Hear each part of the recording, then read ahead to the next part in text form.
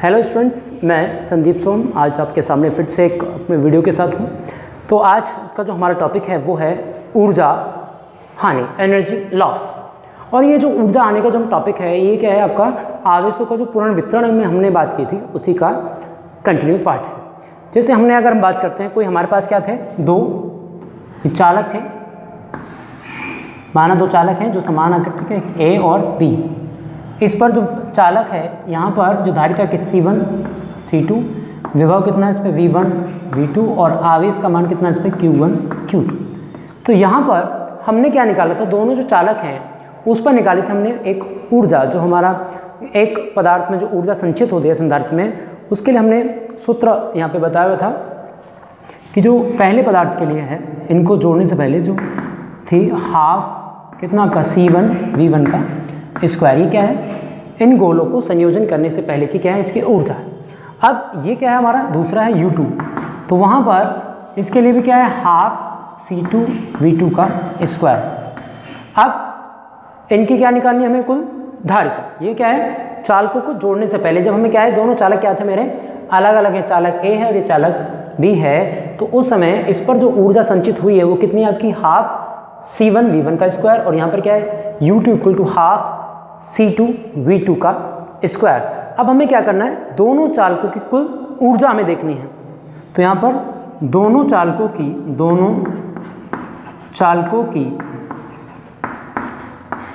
कुल ऊर्जा, ये संयोजन से क्या है पहले, तो U इक्वल टू उस कंडीशन में क्या होगा आपका U1 प्लस U2। अब देखिए आप इसमें क्या कर सकते हैं, यहाँ पर हाफ C1 V1 का स्क्वायर प्लस हाफ कितना C2 V2 का स्क्वायर। आप इसमें से जो कॉमन ले सकते हैं वो क्या ले सकते हैं, आप हाफ इसमें से कॉमन ले सकते हैं, बाकी आपका कुछ भी इसमें से कॉमन नहीं आएगा। तो ये क्या है आपका दोनों को संयोजित करने के बाद, और ये बन गए हमारे क्वेश्चन नंबर कौन सा आपका थर्ड। अब हमें क्या करना है, हमने पहले क्या किया था, इन दोनों चालकों को हमने एक तार से अटैच करते हैं। अब जैसे हम तार से अटैच करते हैं तो तार में से क्या होता है, इसमें से आवेश या तो इधर की ओर जाएगा या इधर की ओर जाएगा। जैसे हम तार अटैच करते हैं तो दोनों के मध्य जो विभव है वो एक समान हो जाता है, विद्युत विभव का मान एक समान हो जाता है। जैसे ही विद्युत विभव आपका एक समान होता है तो यहाँ पर चालक तार में से जब धारा प्रवाहित होती है तो कुछ ना कुछ आवेश को ये क्या करता है, अवशोषित कर लेता है, और उनकी कुल धारिता आपस में क्या होती है, जुड़ जाती है। तो सबसे पहले हमें यहाँ पे क्या देखना है कि दोनों चालकों को जब हम जोड़ते हैं तो जो वायर इसमें यूज़ किया हुआ है इनको संयोजित करने में, वो कुछ ना कुछ ऊर्जा क्या करता है, अवशोषित कर लेता है। और जब अवशोषित कर लेता है तो जो कुल मान जो आपने निकाला है U का मान, तो और अब संयोजन के बाद जो मान होगा उसके मान में क्या आएगी, कुछ कमी आएगी। तो कुछ कमी को हम क्या करेंगे, डेल्टा U से निकालेंगे। सबसे पहले क्या करते हैं, जो हमारी जोड़ने के बाद हमारी क्या है ऊर्जा मान लेते हैं, उसको हम क्या U डैश का मान देते हैं। अब यहाँ पर जब संयोजित करते हैं तो दोनों में आप क्या लिख सकते हैं, जैसे आपने फॉर्मूला किया था हाफ C1 V स्क्वायर। अब जैसे क्या होगा, दोनों का विभव क्या हो जाएगा समान, तो यहाँ पे half C1 V square plus half कितना आपका C2 और यहाँ पे V2 का स्क्वायर V स्क्वायर। तो यहाँ पर आप जानते हैं इसमें कॉमन क्या है, यहाँ से आप निकाल सकते हैं। देखो हाफ यहाँ पे क्या बचेगा C1 प्लस C2 और यहाँ पे कितना आ गया V स्क्वायर। ये आपका कितना U डैश का मान है, इसको डाल लेते हैं हम इक्वेशन नंबर कितना 4। अब देखिए जो V है, V क्या है, उभयनिष्ठ विभव है, और इसका मान हमने यहाँ से निकाला था U बराबर कितना होता है C1 V1 plus C2 V2 upon यहाँ पे C1 प्लस C2। अब चूंकि उभयनिष्ठ विभव जो है हमारा, हमने मान निकाला था कितना C1 V1 plus C2 V2 upon C1 plus C2। अब हम क्या करते हैं, इस मान को उठा के इस समीकरण में पुट कर देते हैं। अब जैसे हम इस समीकरण को मान पुट करते हैं यहाँ पर, तो U डैश इक्वल टू हमारा कितना हो जाएगा हाफ, अब यहाँ पे देखिए कितना हो गया C1 प्लस C2, और यहाँ पे कितना V की जगह हमारा कितना माना जाएगा, यहाँ पर C1 V1 plus C2 V2 और पूरे के अपॉन में कितना C1 प्लस C2। अब यहाँ पर जो मान आ गया, ये अब मान आ गया। अब इसको हम कह सकते हैं यहाँ पर इक्वेशन नंबर कितना 5।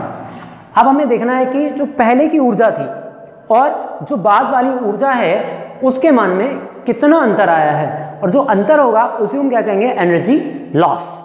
तो यहाँ पर निकालना है दोनों ऊर्जाओं का अंतर। तो पहले की ऊर्जा तो हम डेल्टा U निकालते हैं, तो U में से क्या करते हैं, U डैश को माइनस करते हैं।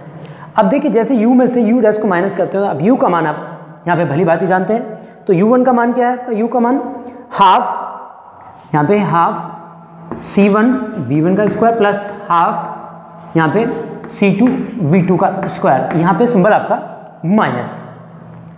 अब आप देखिए यहाँ पे क्या आएगा आपका 1/2 और यहाँ पे क्या बना आपका, जैसे आप देखते हैं यहाँ पर इसका स्क्वायर आएगा, ठीक है। आप स्क्वायर में चाहें तो इसको छोटा भी कर सकते हैं, यहाँ पे C1 प्लस C2 को आप इससे कट भी कर सकते हैं। मैं इस स्टेप में इसको कट करूँगा।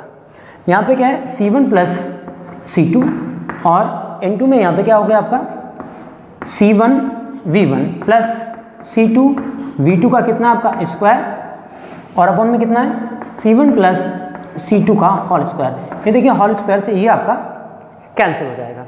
अब आप पूरे में देखिए यहाँ पर इसका जब पूरे का एलसीएम लेके चलेंगे तो क्या आएगा C1 प्लस C2, यहाँ पर हमारा ये होगा आपका एलसीएम। तो देखिए आप जैसे हम यहाँ पे C1 प्लस C2 करते हैं तो बड़े आसानी से हम इसकी वैल्यू को फाइंड आउट कर सकते हैं। तो डेल्टा U इक्वल्स टू जैसे हम लेके चलते हैं तो पूरे का एलसीएम आप चाहें तो इसमें से थ्रू आउट पूरे में से 1/2 आप बाहर भी लिख सकते हैं, लिखना चाहें तो। अब जैसे हम एलसीएम लेते हैं तो यहाँ पर एलसीएम क्या होता है हमारा C1 plus C2।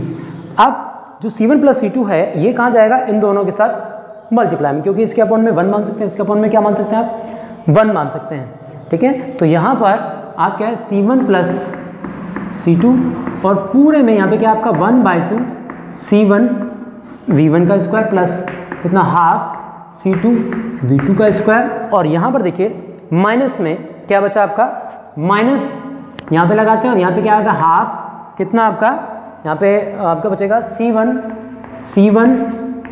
V1 plus C2 V2 का स्क्वायर, ठीक है। अब हमें क्या करना है, थोड़ा सा हम पेज को क्या कर लेते हैं, इरेज कर लेते हैं, इसको साफ कर लेते हैं ताकि हम आसानी से चीज़ों को बता सकें।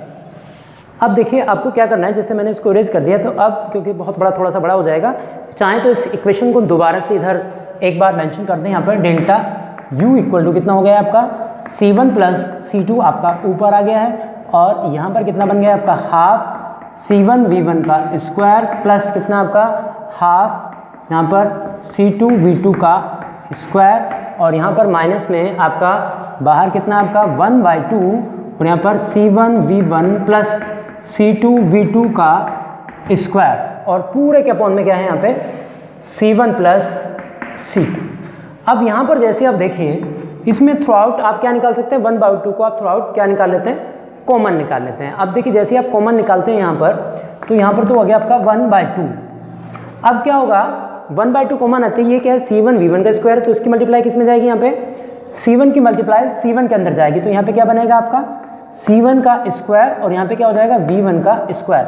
अब इस C1 की मल्टीप्लाई जाएगी इस वाले में, तो यहाँ पर प्लस आ जाएगा कितना आपका C2 पहले से, तो C1 C2 और यहाँ पे आपका V2 का स्क्वायर हो जाएगा। अब देखिए मल्टीप्लाई जाएगी इसकी इसमें जाएगी तो यहाँ पर प्लस क्या है आपका C1 C2 और यहाँ पे क्या हो जाएगा आपका V1 का स्क्वायर। अब इसकी मल्टीप्लाई जाएगी इसमें तो यहाँ पर कितना C2 का स्क्वायर और यहाँ पर V2 का स्क्वायर। अब देखिए यहाँ पर क्या है, ये माइनस है। अब इसको क्या करना है, इसको A मानना है और इसको क्या मानना है आपको B मानना है। तो यहाँ पे क्या करेंगे A प्लस बी का होल स्क्वायर खोलेंगे। तो जैसे A प्लस बी का स्क्वायर खोलेंगे तो यहाँ पे क्या होगा A स्क्वायर, तो C1 का स्क्वायर V1 का स्क्वायर, यहाँ पे क्या आपका माइनस तो कितना C2 का स्क्वायर V2 का स्क्वायर, फिर से यहाँ पे बाहर क्या है माइनस है तो सारे चेंज क्या होते चले जाएंगे, आपकी चेंज होते चले जाएंगे। और यहाँ पे क्या आपका C1 इनटू में कितना 2 C1 C2 और V1 V2 ये आपका बन जाएगा यहाँ पर। और अब इस वाले को क्या करते हैं हम इरेज कर देते हैं। तो आप देखिए और नीचे क्या है आपका, यहाँ पर पूरे के अपॉन में है आपका C1 प्लस C2। अब इसमें देखिए जो कट सकता है उसको आप कट कर दीजिए। जैसे आप देखें C1 V1 का स्क्वायर, तो यहाँ पर देखिए C1 V1 का स्क्वायर, तो ये आपस में क्या होंगे, ये कैंसिल हो जाएगा। अब यहाँ पे देखिए C2 V2 का स्क्वायर और यहाँ पे भी क्या है C2 V2 का स्क्वायर, तो ये आपस में क्या हो जाएंगे, कट हो जाएंगे। अब आप यहाँ पे देखिए C1 C2 और C1 C2। हाँ, ये आपने कट कर दीजिएगा। अब जैसे ही इसमें देखते हैं तो इसमें से 1/2 तो आपका पहले से कॉमन चल रहा है और साथ में क्या लेते हैं C1 C2 क्या लेते हैं आप कॉमन। जैसे ही आप C1 C2 कॉमन लेते हैं तो यहाँ पर फॉर्मूला पे क्या बनता है आपका V2 का स्क्वायर प्लस V1 का स्क्वायर और माइनस यहाँ पर क्या बनता है आपका 2V1 V2 और यहाँ पर नीचे आपका फॉर्मूला बनता है क्या C1 प्लस C2। अब आपको देखना क्या है यहाँ पर ये इसको चाहे तो आप सीक्वेंस क्या कर सकते हैं चेंज कर सकते हैं इसको यहाँ पर 1/2 C1 C2 और यहाँ पे क्या V1 का स्क्वायर प्लस V2 का स्क्वायर माइनस 2V1 V2 और अपॉन में कितना है आपका C1 प्लस C2। तो यहाँ पर देखिए a square plus b square minus 2ab, तो यहाँ पर क्या बन गया एक हमारा फॉर्मूला बन जाता है क्या C1 C2 और यहाँ पर V1 माइनस V2 का होल स्क्वायर और अपॉन में क्या है C1 प्लस C2 और ये क्या आ गया डेल्टा U का मान है। अब ये डेल्टा U का मान क्या है आपका ऊर्जा हानि को दर्शाता है। तो इस टॉपिक को थोड़ा सा ध्यान से करना है, थोड़ा सा बड़ा है लेकिन कैलकुलेशन बहुत ही ईजी है। तो ये क्या है दोनों चालकों को संयोजित करने पर हमारी क्या होती है ऊर्जा में जो हानि होती है उसको हम इस सूत्र की सहायता से बड़े आसानी से निकाल सकते हैं। अब देखिए C1 C2 क्या है यहाँ पे जो चालक हैं उनकी धारिता और V1 V2 क्या है उन चालकों पर विभव है और यहाँ पर क्या है इनको हमने संयोजित कर रखा है। तो आज का टॉपिक और इसी के साथ हमारा जो चैप्टर नंबर 4 है जिसकी हम बात करते हैं विद्युत धारिता वो हमारा आज फिनिश होता है। अगले वीडियो में हम चैप्टर नंबर 5 अपना स्टार्ट करेंगे। तो आज के लिए इतना ही, धन्यवाद।